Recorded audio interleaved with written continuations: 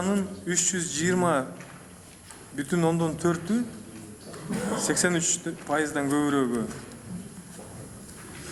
Негизги долбоор боюнча техникалык тапшырмаларды, операциялык документтерди жана башка коштоочу иш-чараларды даярдоого, кашанын ичинде консультациялык кызмат көрсөтүүлөр деп жазылып калыптыр.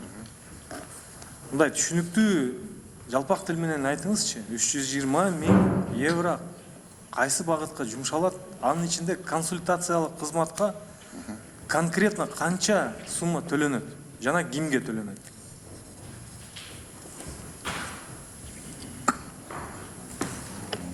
Да, бул жерде мындай болот да. Чоң проект 17,5 миллион доллар. Ошого даярдык көрүш үчүн отдел по реализации проекттан түзүлүп атат. Ошого кете турган ошону негизги булагыда финансирует ете турган. Анан кийин 320.000 доллар АКШ доллары бул техникалык заданияларды, тапшырмаларды даярдоого жана Түнүктүү техникалык тапшырмаларды ким даярдайт? 320.000 кимдин колуна бересиңер? Ошону эле айтып коюңузчу. Техникалык тапшырмаларды ким даярдайт салык кызматы үчүн? Салык кызматы үчүн ошол отдел по реализации проектам Дүниелик банк тарабынан баягы биз менен кошулуп чакырылган консультанттарды. Түшүнбөдүм. Сиздер өзүңүздөрдүн ичиндеги отделге төлөп бересиңер 320? Жок, өзүбүз. Биздин салык кызматкерлери алабы 320? Жок, өзүбүздүн ичинде эмес. Бул как бы проекттин реализация кылганга өзүнчө топ түзүлөт да. Өзүнчө топ түзүлөт. Бул жерге международный консультант, отечественный консультант, ошолордун баардыгын кирет да, ошолорго төлөнө турган акчалар. Жо, мындай соотношение барбы? Же саны барбы? Мынанча отечественный консультант. В среднем мынча сомдон алат биздин атамекендик консультанттар. Биздин Кыргыз эгемендүү республиканын ички мыйзамдарын, салык, налогообложение, налоговый системаны биздин салык кызматкерлери жакшы билеби? Биздин консультанттар же четтен келгендер бизге биздин налогообложение как выстроено, биздин салык кодексти бизден жакшы билеби? Кимге төлөйсүздөр ошол 320.000 евро? Бул чогуу төлөнөт, ошо мен сиздерге айткандай. Отношениясын айтып коюңузчу. 5 иностранный консультант, 15 кыргызстандыкы деген сан барбы? Же наоборот? Жок, ал боюнча жок. Они должны были количество расписать и заработной платы. 320 тысяч долларов. Мен сунуш бердим, кийинки жумага даярданып келсин деп, арка кайтарып айтчы. Мен Абдулхап Мурзасуловичтин сунушун добушка коем, добуш берип. Кубанычбек Талабекович, вот скажите, пожалуйста, Всемирный банк какие условия ставит нам за вот 384 миллионов долларов этого гранта? Тысяч. 384 тысячи. Да. Какие условия Всемирный банк ставит за грант? Обычно Всемирный банк всегда ставит свои условия за любую сумму, которую они вкладывают в Кыргызстан, в нашу страну. Да, чтобы они были использованы целью подготовки большого проекта. Нет, вот я знаю, что когда они вкладывали деньги в развитие энергосистемы, в дальнейшем они требовали от правительства поднять тарифы с населения за свет. За учебники, когда они вкладывали, они там тоже требовали, не были свои требования по издательству учебников. К чему это привело, мы тоже видим. Вот сейчас нет ли у вас такого впечатления, что Всемирный банк вот таким грантом, он как бы покупает всю нашу налоговую систему, потому что сейчас они будут компьютеры закупать, сервера закупать, то есть это полностью разрабатывать, консультировать. Нет ли у вас такого впечатления, что уже Всемирный банк будет хозяином налоговой системы нашей страны, а не мы сами? Нет, не будет. Почему? Почему? Потому что все-таки полностью система будет наша. Ну это понятно, да. Наша. Просто условий, Всемирный банк никогда просто так ничего не делает, понимаете? Вот я сколько вот уже... Никаких условий нету. Ну, будем надеяться, что наша сторона, вот почему сегодня депутаты вас прямо это пытают, сколько наших сотрудников, сколько наших консультантов, сколько наших людей будут участвовать. То есть я, например, считаю, что Всемирный банк всегда ищет выгоду. В любом случае, вот я еще раз хочу сказать, я помню энергоблок, вот эту энергосистему. Сначала они дали деньги, помогали, вот так, консультировали, а потом вас, в конце концов, выдвигают свои условия, поднять тарифы с населения за за электричество. И также будет вот и здесь. Все-таки я хочу, чтобы наши специалисты более принципиальными и грамотными. Ирина Юрьевна, при правильном администрировании, Да. ну и как бы полноты администрирования, больше, конечно, налогов будет поступления. Наверное, основной целью мы этого придерживаемся. Ну и больше будет поступлений, значит, больше и расходов можно будет Ясно, спасибо. государственную нести. Кошумча кредиттоонун эсебинен Сан-Марино Республикасына дагы кошумча 2 иш тайга калыштыруу менен кошумча кредиттоо боюнча сиздердин элчи болуп дайындоого сиздерге сунуш киргизебиз. Бул чечимдин кабыл алынышы 19-жылдын мартында президенттин указы чыккан. Ушул биздин элчилик жок мамлекеттер боюнча ушуларды кайрадан кароо, кайрадан аккредиттоо боюнча чечим болгон. Ошондуктан бүгүнкү күндө Сан-Марино Республикасы географиялык жактан жакындыгына байланыштуу ушу биздин Швейцария элчиликке бекитилип берилет. Ошондуктан сунушту колдоо берүүңүздөрдү суранабыз. Абдухап Мадырсович. Энде сунуш бар, урматтуу депутаттар. Биринчи биз бул элчилик отчетун карайлы. Эгер өтпөй калса бул жака болбой калат да. Биринчи өзүнүн ишин карайлы да, жактырып, анан кийинки сунушту карайлы да. Бул логикалык ошондо туруп алат. Чынбы? Биринчи өзүнүн отчетун берсин, буга чейин иштеп аткан. Кийинки маселени карайлы. Тура эле сунуш го, Азиз Маматович. Биз анда 7-чи местами поменяем. Логикалык тура эле болот го. Мен 7-чи маселени окуп коеюн анда. Кыргыз Республикасынын Швейцария конфедерациясында, Италия Республикасындагы, Лихтенштейн князьдыгындагы элчилигинин жана Женева шаарындагы Бириккен Улуттар уюмундагы жана башка эл аралык уюмдардагы Кыргыз Республикасынын туруктуу өкүлчүлүгүнүн 2018-2019 жылдарындагы иши жөнүндө Демилгечи Тышкы иштер министрлиги баяндамачы Мадмаров Азизбек Маматович. Сөз сизде. Өзүнө берип коюңуз. Биякта сиз жазып. Саламатсыздарбы, урматтуу Исхак Айтбаевич, урматтуу депутаттар. Элчиликтин туруктуу өкүлчүлүктүн 2018-2019 жылдардагы ишмердиги тууралуу сиздер менен маалымат бөлүшүүгө уруксат этиңиздер. Толук отчеттор мындан мурун Кыргыз Республикасынын Тышкы иштер министрлиги аркылуу сиздерге жөнөтүлгөн. Отчеттук мезгилде элчилик Швейцария, Италия жана Лихтенштейн менен 2 тараптуу иш жүргүздү. Женева шаарындагы Бириккен Улуттар уюмунун бөлүмүндөгү жана башка эл аралык уюмдардын алдындагы Кыргызстандын туруктуу өкүлчүлүгү катары Женева жана Рим шаарларында жайгашкан эл аралык уюмдар менен дагы иш жүргүзүлдү. Швейцария багыты боюнча элчилик тарабынан төмөнкү эң жогорку жана жогорку деңгээлдердеги маанилүү саясий иш-чаралар уюштурулду жана өткөрүлдү. 2018 жылы Давостогу бүткүл дүйнөлүк экономикалык форумдун 48 сессиясына катышуу үчүн Кыргызстандын премьер-министринин иш сапары, Швейцариянын экономика министринин биздин өлкөгө иш сапары, Швейцариянын Улуттук банкынын башчысынын Бишкек шаарына келиши, Берн шаарындагы Кыргыз-Швейцария 2 тараптуу саясий консультациялары. Эми болсо 2019 жылы июлдагы Кыргызстандын президентинин Швейцария болгон расмий иш сапары, октябрь айындагы Кыргызстандын Тышкы иштер министринин Швейцария болгон жумушчу иш сапары. Экономикалык дипломатияны жүргүзүүнүн алкагында төмөнкүдөй иш-чаралар уюштурулду. Кыргызстанга 2 жолу швейцариялык ишкерлер тобунан турган делегациялар келип кетти. Биздин өлкөнүн инвестициялык мүмкүнчүлүктөрүн презентациялоо максатында Женева жана Берн шаарларында 6 ири иш-чара өткөрүлдү.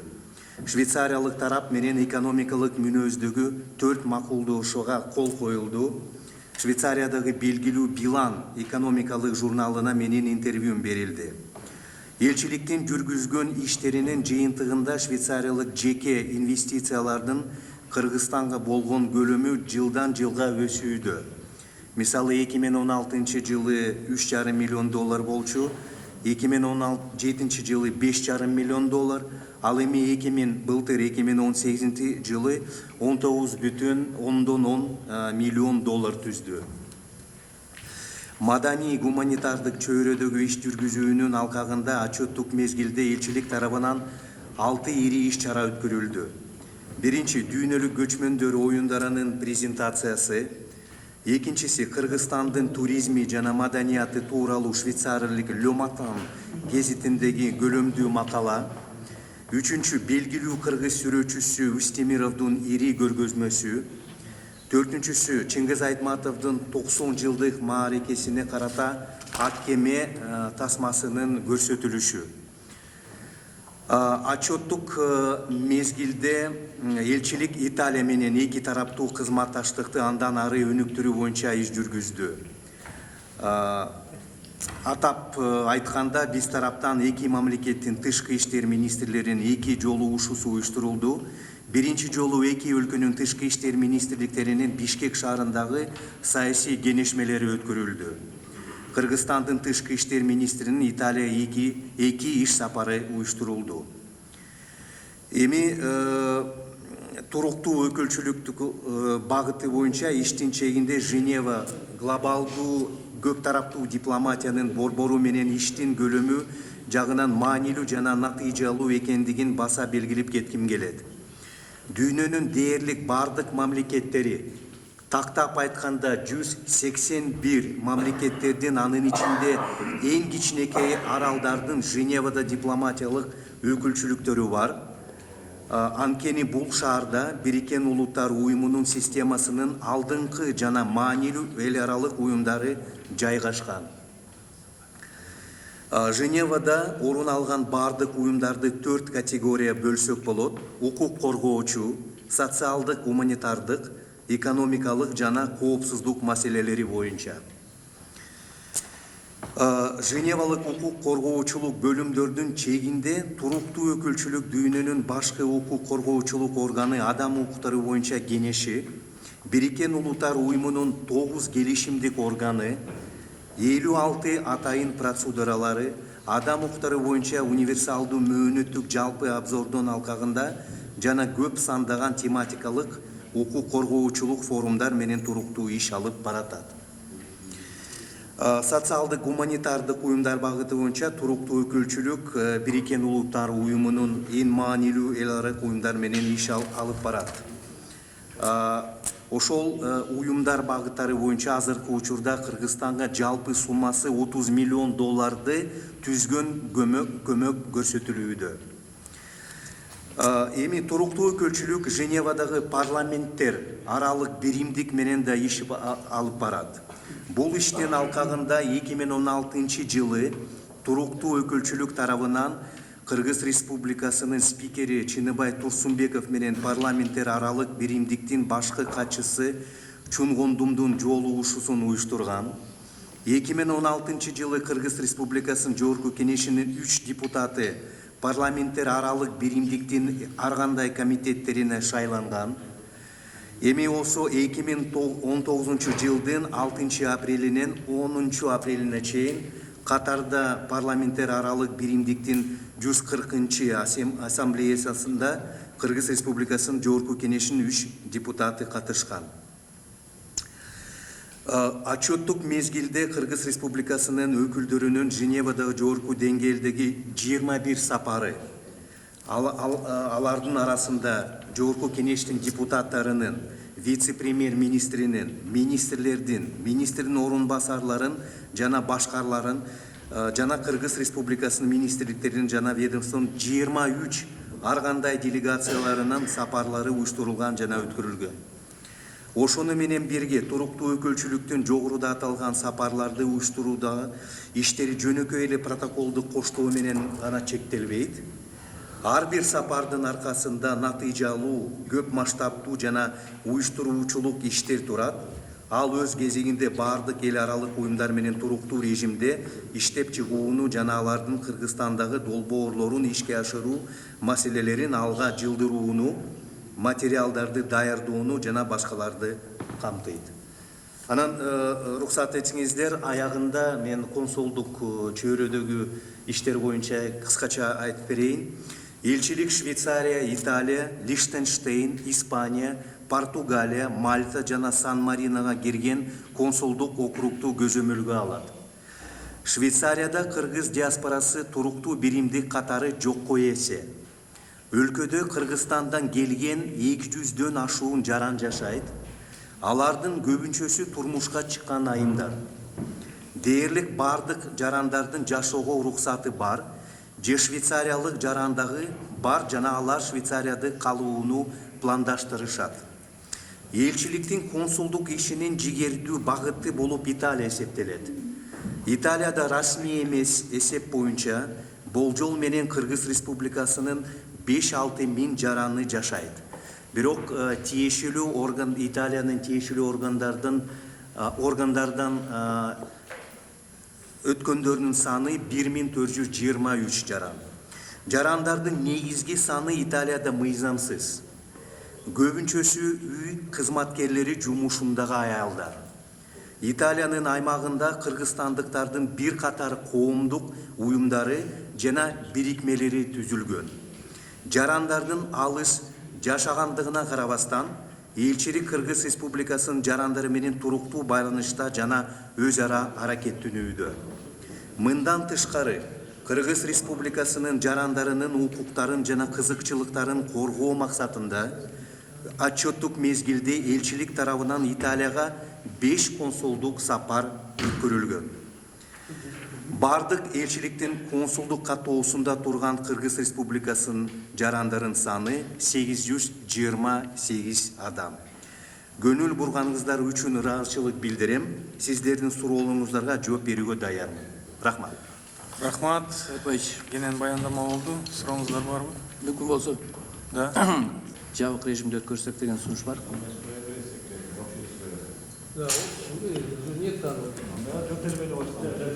Комитеттин мүчөлөрү мурунку союздук мамлекеттерден бул Кыргызстанда гана ушундай элчилердин маалыматы. Бул жакшы тажрыйба элчилик үчүн, жогорку кеңеш үчүн. Бирок суроо жок, ар бир мамлекеттин өзүн сыйлаган мамлекеттин жашын сыры болот. Эл аралык мисалы үчүн биздин элчи соода өкүлчүлүгүндө өкүл. Аякта биз менен кээ бир биздин чек араны жаапкан өлкөлөргө байланыштуу суроолор бар. Ошон үчүн туура түшүнүңүздөр, бул жабык түрдө болуш керек.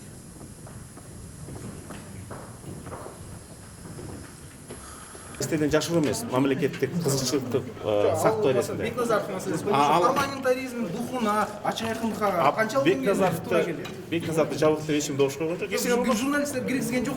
Анда ал өзүңөрдөн кетип калган себеби. Өзүбүздөн эмес, немени Жок, отдел менен сүйлөшүп, силер киришиңер болуп калыш. Бекназаровду жабык деп анда эч добуш койгон жок. Ал туура эмес. Ал биз элчилерди дайыма ачык айрым бекитебиз, бүгүн да ачык айрым бекиттик. Силердин биз буякта күтүп аткан вакытында эч билген жок. Жок, бул жакта бар болчу да, 200 эмеспи? Ал маселе, андан эки маселе мурун каралган. Биз биринчиден Швейцариядагы элчибизди уктук. Андан кийин аны Сан-Маринда элчи кылып бекиттик. Андан кийин мына жүзүп чыгат, өзүнүн барасың. Суроо жоопко келгенде жабык түрдө өтөт деген. Ошол Мисалы журналисттер турганды көрдү, аппараттын кызматкерлери киргизген жок. Канчалык деңгээлде ошол коомдон маалыматты жашыруу аракет эмеспи? Анан экинчи деңгээлде эч кандай жашыруу жок бул жерде. Сиздер байкадыңыздар Азизбек жок. Мындай такташып алайлы. Мен так жооптуу жооп бере алам. Биз Швейцария конфедерациясындагы элчибиздин отчетун угуп атканда, суроо жоопко келгенде, ошондо бизде калыптанган практика бар. Азимбек Анаркулович боюнча эч кандай маселе жок. Сиздер акыркы маселе болчу, кирип эметсеңиздер болот. аппараттын кызматкерин анда жазалайсыздарбы? Ошо массалык маалымат каражаттарынын ишинде тоскоолдук кылган үчүн. Албетте биз угузуп айтпадыкпы? Азимбек Анаркуловичтин маселесине келгенде кайра кирсеңиздер болот деп айтылбадыбы? Канчалык деңгээлде ошо элчиликке ылайык келет деп эсептейсиз, эл аралык комитеттин жетекчиси катары. Буга чейин ошо президент баш болуп, кадрдык дипломаттарды дайындоо боюнча саясатты баштайбыз деди. Жеке менин пикиримди билгиңиз келсе, мисалы үчүн бул жерде эч кандай сыр жок. Ар биринин айтылган сөздөрү боюнча биз даже керек болсо стенограмманы сиздерге бергенге даярбыз. Бекназаров боюнча эч кандай жабык, эч кандай маселе жок. Жеке менин оюм боюнча Азимбек Анаркулович өзүнүн мол тажрыйбасын башка элчилерге салыштырмалуу, Кыргызстандын пайдасына бардыгы сравнениеде салыштырмалуу, түзүгүрөөк жана эч бу жерде эч кандай маселе мен терс жагын мен көрбөй жатам. Албетте, мисалы үчүн башка элчилердин мисалында көп талкуу болду. Ал киши деле айтып атат, мен эми пайгамбардын жашына келгенден кийин этиканы, мамлекеттик этиканы мен буга чейин эркин саясатчы болуп жүргөн болсом, азыр мен деле ага акылым, башым аябай жакшы жетет деп көп талкуу болду. Ал жерде эми Кыргызстанды дагы башка кандай уят кылат деген эч кандай бизде күмөн саноо болгон жок эч кимде. Добуш берүүдө дагы мына 12-1 болду мисалы үчүн. Кто против проголосовал? Мына биздин курултай мыйзамы каралып атат. Азыр эми Каныбек экөөбүз сүйлөштүк, уже кийинки жумада алып кирип атат. Экинчи биздин референдум жөнүндө мыйзамыбыз азыр Киризбектин комитетинен жумуш топ түзүлүп, кол почта 12.000 колду текшерип жүрүп атат. Өкмөттүн күн тартибине киргизилди. Өзүбүздүн кылган ишибиз боюнча 8 февралда элдик курултайда сөзсүз түрдө отчет беребиз, элге эмиш кылдык. Бүгүн эч кандай биздин ортобузда азыркы мамлекеттик бийлик менен биз койгон талаптын ортосунда эч кандай маселе жок. Ошол Малайзияда кандай маселелерди көтөрөбүз, негизи кандай көйгөй бар? Мен көтөрө албайм Малайзияда. Мен болгондо Кыргызстандын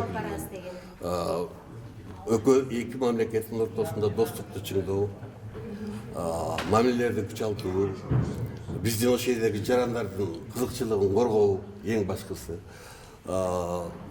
Колдон келсе, анан Кыргызстанга инвестиция тартуу.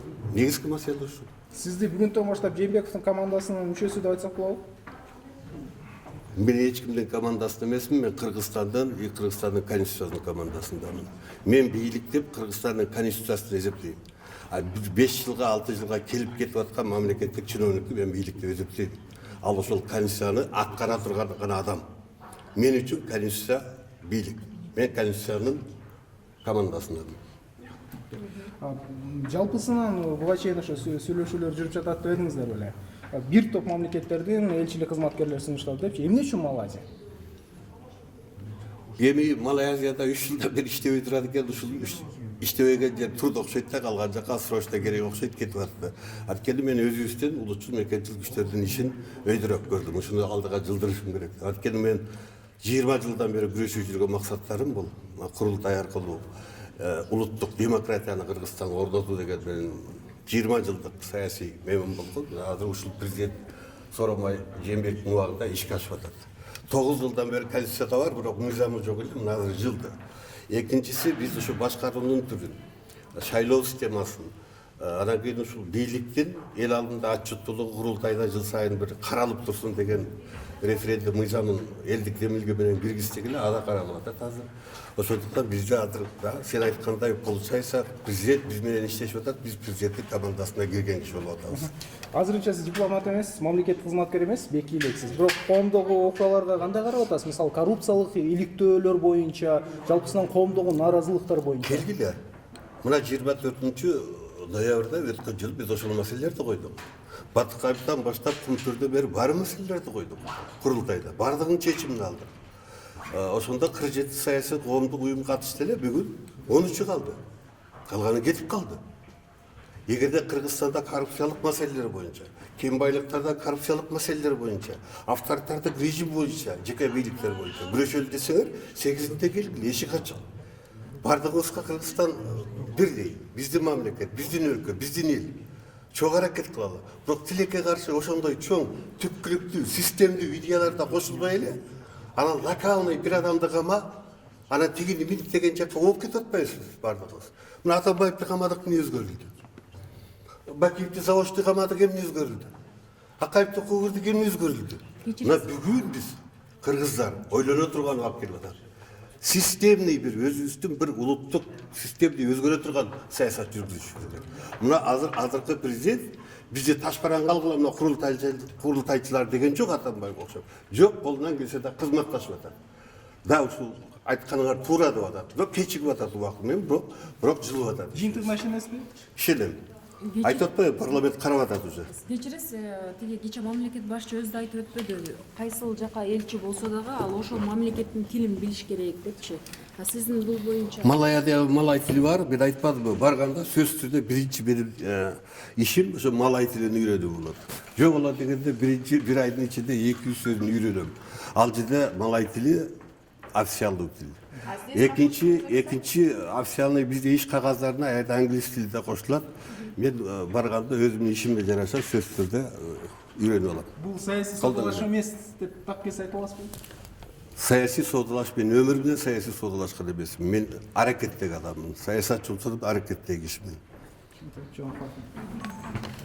Бакыт, сен эме международный комитеттин тушуңу шакырып барасың?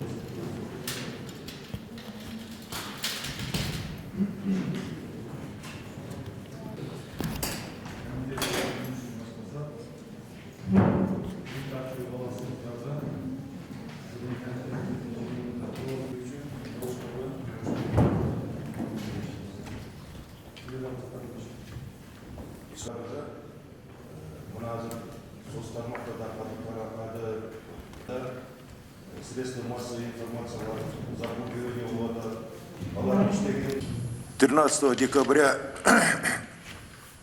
наши коллеги, депутаты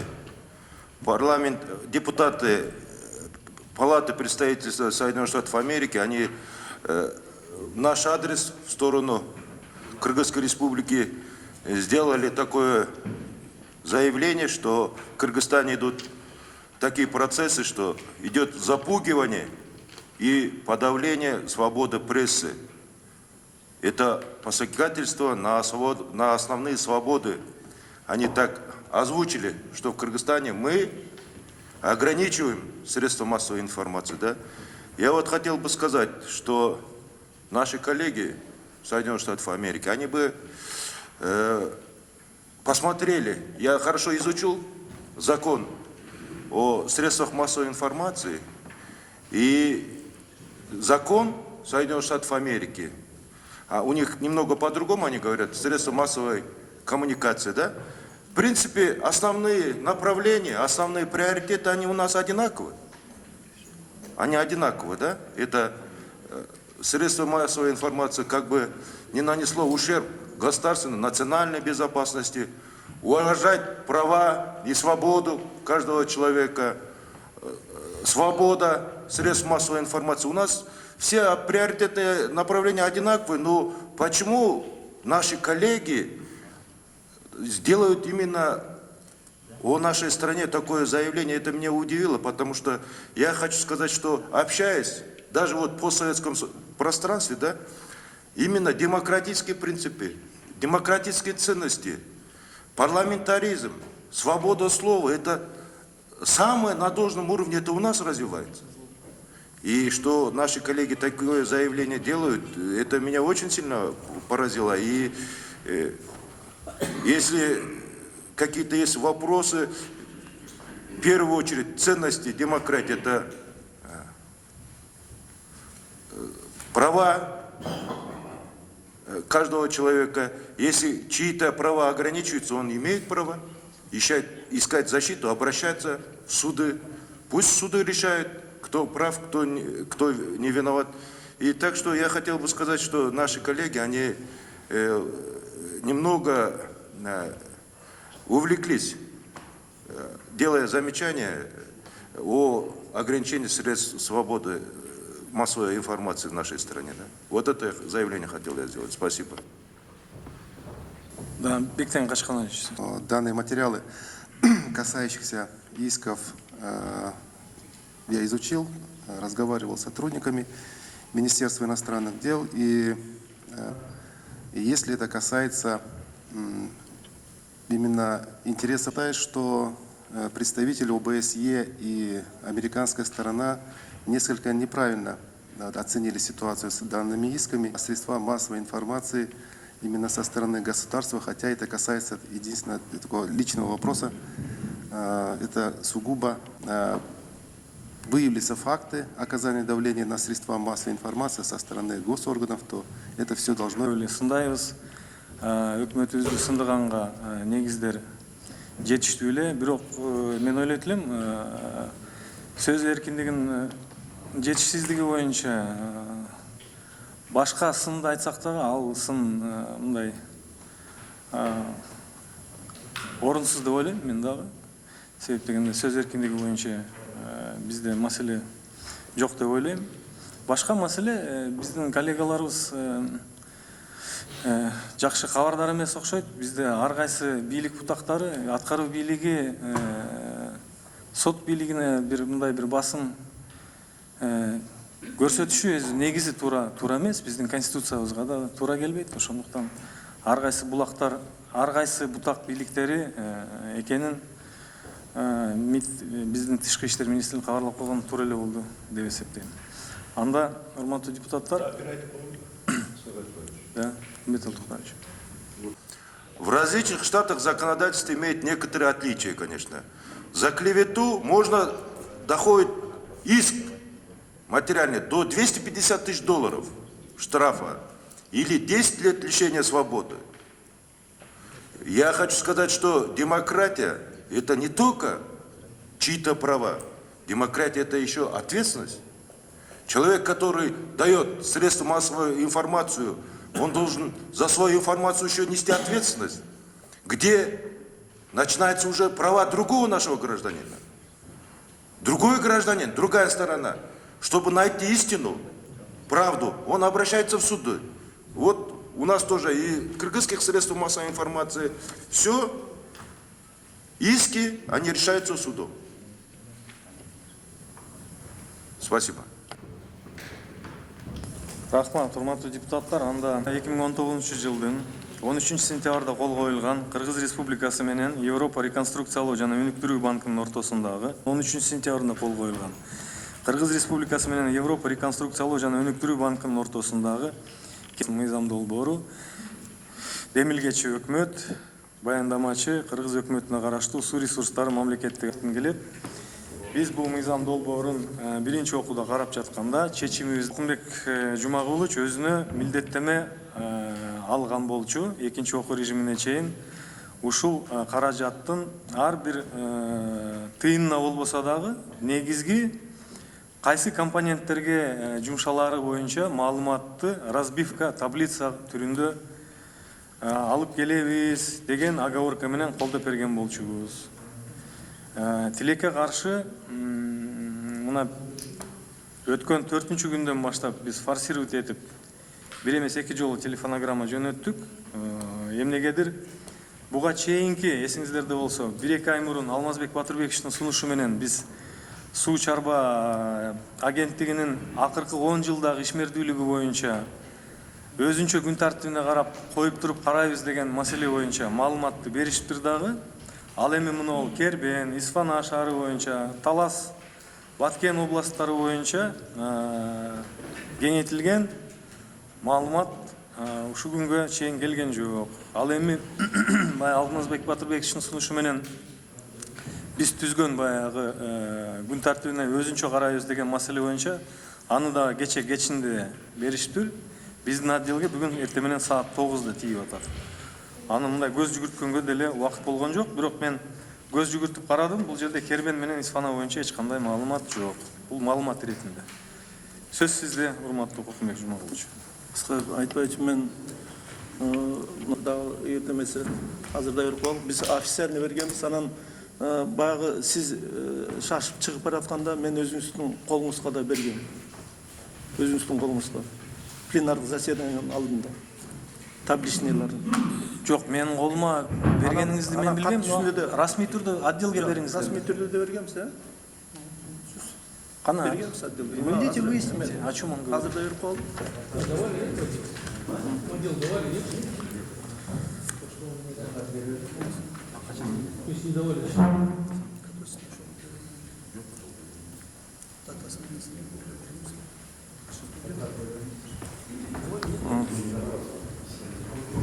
Урматтуу Исхак Айтбаевич, урматтуу депутаттар, сиздердин карооңуздарга Кыргыз Республикасынын өкмөтүнүн 2019 жыл 13 ноябрындагы номер 603 токтом менен жактырылып кол коюлган Кыргыз Республикасы менен Европа реконструкция жана өнүктүрүү банкынын ортосунда Кербен шаарын суу менен камсыз кылуу жана канализация системасын реабилитациялоо долбоору боюнча кредиттик жана Европа биримдигинин гранттык макулдашууларын ратификациялоо жөнүндө Кыргыз Республикасынын мыйзам долбоору сунушталууда.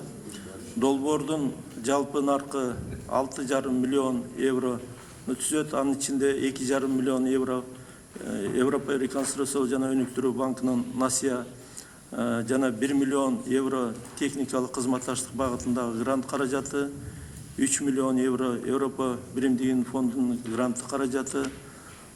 Аталган банктын насия берүү шарттары 15 жылдык мөөнөттө, 3 жылдык жеңилдетилген мөөнөттө 1% үстөк пайыз менен берилүүдө. Долбоордун ишке ашыруу мөөнөтү 3 жыл. Насияны алуу үчүн Кербен шаарынын кеңешинин макулдук берген чечимдери бар. Долбоордун кредиттик кайтаруу мөөнөтү аяктаганга чейин 1 кубометр сууга болгон тариф этап менен 63 тыйынга чейин жогорулоо каралган. Азыркы учурдагы тарифи 11,4 сомду түзүүдө. Аталган долбоорду алкагында төмөнкү багыттагы иштер аткарылат. Айта кетсек, 2 жаңы скважина бургаланып орнотулат. 20 километр су түтүктөрдө жаңыдан курулат. Жана 25 километр толугу менен реконструкциялар, алмаштыруу иштери жүргүзүлөт. Бир саркынды суу тазалоо системасы курулат. Мунун резервуарынын объему 50 кубометрлик болот. Ошондой эле резервуарга чейинки 2,3 километр коллекторлор жаңыдан алмаштырылат. Диаметри 300 миллиметрлик болот. Ошондой эле 8,5 миң дана суу көлөмүн эсептөөчү жабдуулар орнотулат. Суу пайдалануучуларды камсыздоо зонасы 66-дан 95%га чейин жогорулайт. Же болбосо 27,620 шаар тургундары таза суу менен камсыздоого муктаждыгы чечилет. Сиздердин карооңуздарга сунушталган бул мыйзам долбоорун экинчи окууда сунушталууда. Колдоп бериңиздерди суранабыз. Суроо болсо жооп берүүгө даярбыз. Сыда курулат да, ошондо Кербен шаарында. Ошондо силер канализация системасы куруп атканда азыркы жаңы чыккан технологияларды колдонуп атасыңарбы? Кандай болот система канализация? Боюнча Кербен шаарында азыр техник экономикалык негиздеме даярдалган. Долбоор ишке ашып баштагандан, мыйзам күчүнө киргенден кийин именно долбоорлоо иштерине тендер болот. Ошо долбоорлоо иштерине тендер болгондон кийин ушу техзаданияда талаптар коюлат, жаңы современный оборудование боюнча. Анан ушул компания ушул жаңы технологияларды эске алып долбоорлоо иштерин жүргүзөт. Азырынча проектный сметный документация жок азыр.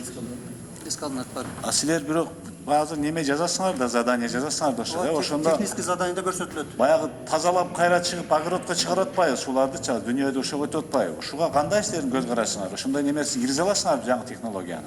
Сууну тазалап эле кайра огородко берет турган. Экологиялык органдардын талаптары бар. Ошол чыгуучу ошол чыккан тазалангандан кийинки сууларда ар кандай ошо химиялык элементтердин өзүнүн көлөмдөрү боюнча нормалар бар. Алар сөзсүз түрдө проектный сметный документация бекитилет жана оборудованиеде ошого шайкеш болуш керек.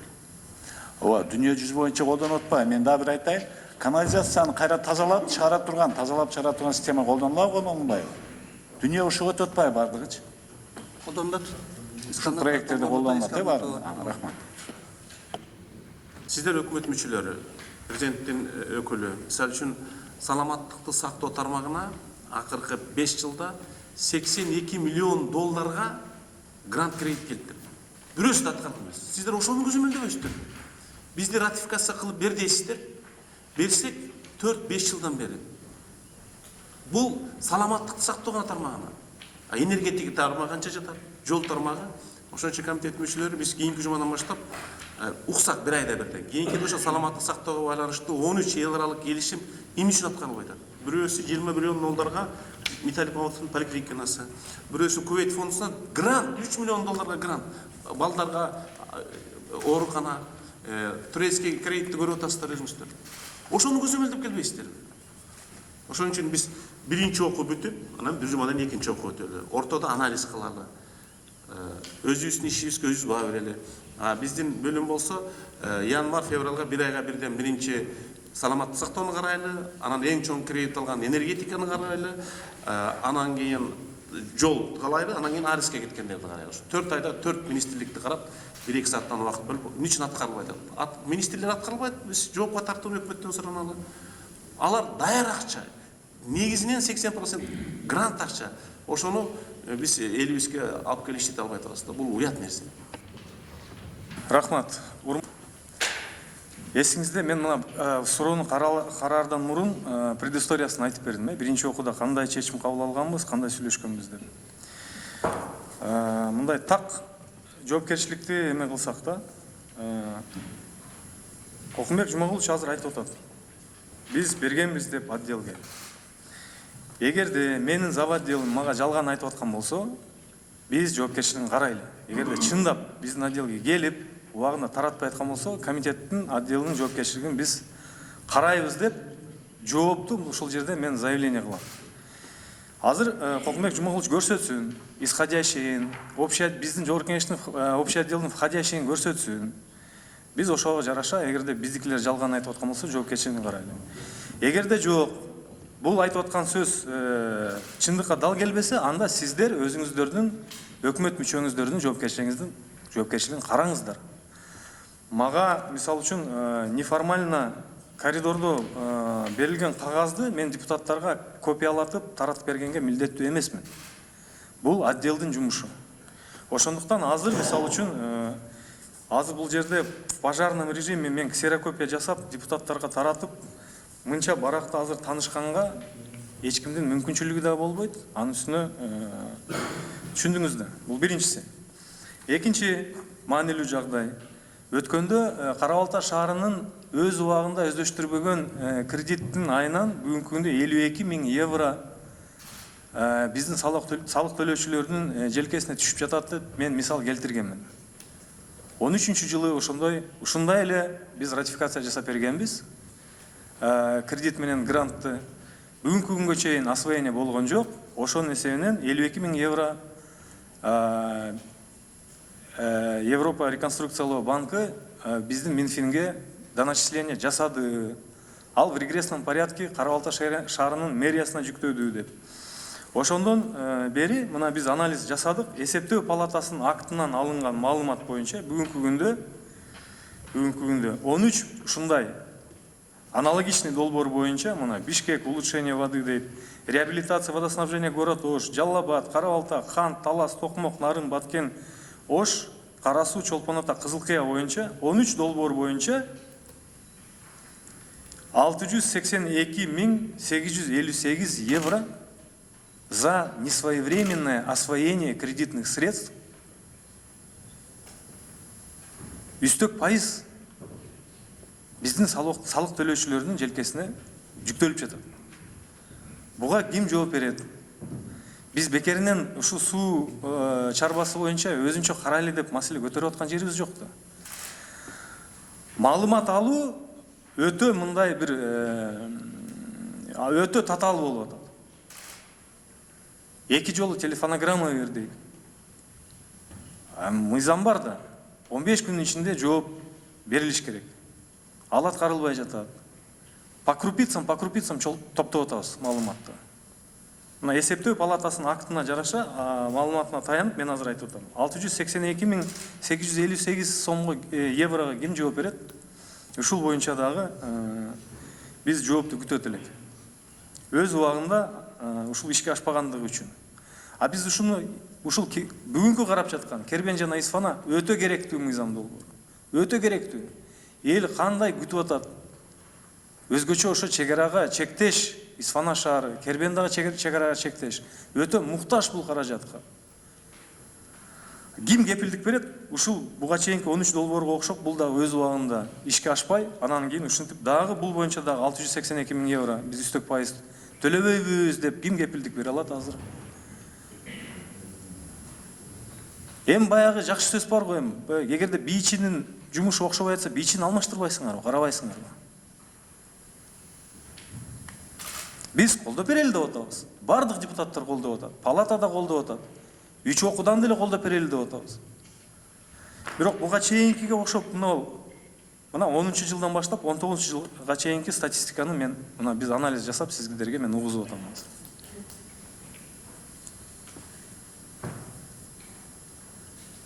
Кандай кылайлы айтыңыздар? Ошондой кылайлы биз. Исхак Итбаевич, сиз айткан маселе боюнча, жанагы кат боюнча биз иликтөө жүргүзөбүз, сөзсүз. Менимче сиздин койгон дооматтарыңыз туура деп эсептейбиз, себеби ар бир документ установленный порядок бар.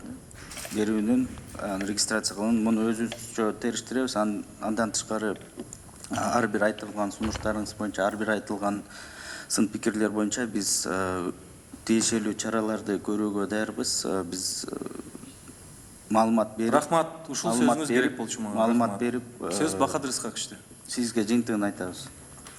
Я хотел представитель определения срока действия по таможенным пунктам пропускным. И вы так и не дали нам ничего. Почему 8 лет продлеваются сроки исполнения по 200 миллионов? И так вы не дали. И сегодня вы обратно говорите, и вы тот рассказали, поддержите, продлите срок. Это очень нужен, срок поджимает. И так далее, что с генподрядчиком, с российской стороны, там это, то все, задержка произошла. И вы сегодня обратно то же самое здесь повторяете. Это к вам нет веры. Я думаю, Исхак Акбаевич, мы вот каждый раз говорим об одном и том же, и мы сами себя, вот мы как вот, не будет в обиду сказано, мы сами заслуживаем такое отношение к нам, потому что мы поддерживаем. Постоянно мы их поддерживаем. Потом говорим, ой, это нужен, это грант, это надо поддержать. Грант что, бесплатный, что ли? Что такое? Это наши отношения. Если надо такое, надо не рассматривать, отложить и все, или отклонить. А что сусюкаться с ними каждый раз? Внимание на то, что мы поддерживаем в данном случае не правительство и особенно не департамент водного хозяйства. Нами движет желание помочь, поддержать наших жителей, которые нуждаются в этой системе чистой питьевой воды. Если мы сейчас это соглашение не поддержим, там условия жесткие. Если до Нового года мы не ратифицируем в 3 чтениях, мы просто не получим. Там львиная доля грантовая составляющая. Поэтому закон очень нужный, очень необходимый. Но из-за отдельных персоналей мы же не можем взять и зарубить этот такой хороший законопроект. В связи с этим я вношу предложение. Вот мы сейчас стенограмму наш представитель правительства озвучил, взял на себя обязательства, и мы это отразим еще в решении комитета, я предлагаю внести. Персональную ответственность надо рассматривать. Мы же не можем из-за одного человека под удар оставить 2 больших города, которые так долго ждут эти деньги. Тем более там большая часть грантовой составляющей. Башка сунуштар жокпу? Жылай берели. Макул болдуңуздарбы ушундай чечим менен? Анан кийин мына 3 окууда дегениңиз биз мыйзамды бузбай эле кете бербейлби? Убакыт бизге жетиштүү болуп атат. 5 күн өтөт, кийинки жумада 3-чү окууда карайбыз. Ага чейин дагы эле үмүт түзбөй туралы, маалымат келсин, 3-чү окууда колдоп беребиз. Кийинки эмеде бул эми 100% грант болгондо ошентет эле. Кредиттик эмеси бар да. Мыйзамды бузбай эле кете берели да. Сиз айткандай биз ошо жаңы жылдан чейин үлгүрүп калсак биз макулбуз. Эми үлгүрүп атпайбыз, 5 күн өтөт. Или проведите расследование, как вы сказали, и успеете. Это сегодня. Жок болсо мен комитетибиздин корутундусун киргизилген сунуштарды эске алуу менен добушка коем, добуш берип коюңуздар. Банкынын ортосундагы Исфана шаарындагы суу менен жабдуу система кошумча замечаниялар менен комитеттин корутундусун добушка коем, добуш берип коюңуздар. Рахмат чоң. Эмилгечи өкмөт баяндамачы Таштаналиев Кокумбек Жумагулович. Бул талас менен баткен да, Күчүктөр менен макулдашуу аркылуу тандалып алынган айыңыздарбы? Уже башталды. Эки тараптуу сүйлөшүп бүтүп, уже болуп атат жумуштар. Рахмат. Урматтуу депутаттар, сурооңуздар барбы? Суроо жок болсо мен добушка коем комитеттин, добуш берип коюңуздар. Каралган гранттын каражаттары негизинен колдонуудагы салык системаны талдоо үчүн $320,000, салык кызматкерлерин окутууга $25,000 суммасында жумшалат. Буну ким консультанттар алабы ошо техниканы немен даярдаш үчүн? Консультанттар. Кимдер болот консультанттар? чет өлкөлүк жана өзүбүздүн Кыргызстанда жарандар. Канча консультант болот? Я. Канча адам иштейт ошол жерде? Бир отдел по ОРП деп коет баягы. Ошол жерде бир 15-20 кишинин тегереги деп каралат. Так канча иштейт? 15 20 ба? 15 деп. Канча убакыт иштейт? Бул азыр баягы чоң кредит чоң проекти киргизилет. Эмки жылдан биз баягы эме. Жок, канча убакыт иштейт дейм консультанттар? 1 ай иштейби, 5 ай иштейби? Бир ай эмес. Бул эмдиги жылдын июлуна чейин деп каралып атат да. Ошо канча убакыт иштейт ошондо? Качан аласың? Мына мисалы үчүн декабрда кабыл алынса, январдан баштап июлга чейин 6 айдын ортосунда. 6 ай иштейт, 15 адам. 1 айда айлыгы канча сом болот? Бир айдайым бекитилген ишине жараша болот. Жок, силер бөлүп атпайсыңар 320 миң ошо. Бөлбөйсүз 15 адамга 6 ай канчадан туура келет? Бир 3,5 миң тегереги, бирок андан салыктар алынат да. 3 миң ошо салык алынгандан кийин калганы өзүнө калат. Социалдык эмелер төлөнөт дагы. Төлөмдөр. Эмнени жазат ошол консультанттар? Булар негизги бизнес процесстерди түзүп берет. Азыркы маалда мына салык кызматында 51 модуль иштеп турат. 700 миңден ашык салыктык операцияларды автоматташтырылганбыз бизде. Ошонун баарын тең эми баягы буга чейин мындай иштелип атат, бирдиктүү эле иштеп атат, бирок баягы моральный устарел болуп турат азыркы маалдачы. Ошону кайра оңдош үчүн ошого бүтүндөй бизнес процесстерин баарын түзүп беришет да, анан кийин чек задание даярдап берет. Кандай иштегенде так жана бат болот деп. Канча адам сырттан келет, канча адам Кыргызстандан болот? Аны Дүйнөлүк банктын өзүнүн требованиялары бар экен, ошого жараша кандай экен требованиясы? Канча не деп жазылыптыр? Ну, эң негизги требования мен өзүм билген боюнча госслужбадан түз эле өткөнгө болбойт да мындай проектигечи. Жок, мен канча адам Кыргызстандан, канча адам сырттан деп атам. Санын айтыңыз. Аны айта албайм азыр. Даярданып келиң анда. Неге да бүгүн билбейсиз? Ушу заштаган келгенден кийин. Ал азыр отдел түзүлөлүк да, канча. Анда жок эле акча бөлүнүп калды, жок эле адамдарга анда кандай болот анда? Жок, бул жерде жаланган адамга эмес, баягы эми квалификацияны жараша бул эметилет да, аны. Нетилет? Аны айта албай жатам аны. Ошол ОРПны ким түзөт?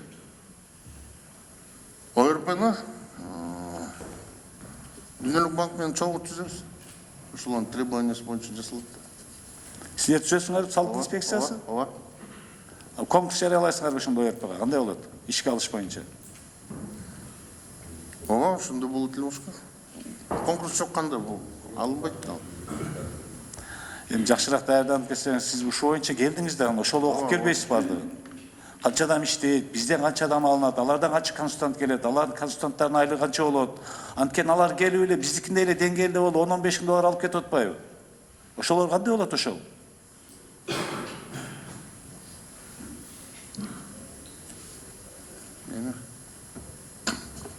Анда даярданып келсин кийинки жумага, башкадан карайлы, даяр эмес экен да, суроого жооп бере албайт экен. Рахмат. Сөз Бахадыр Исхаковичте.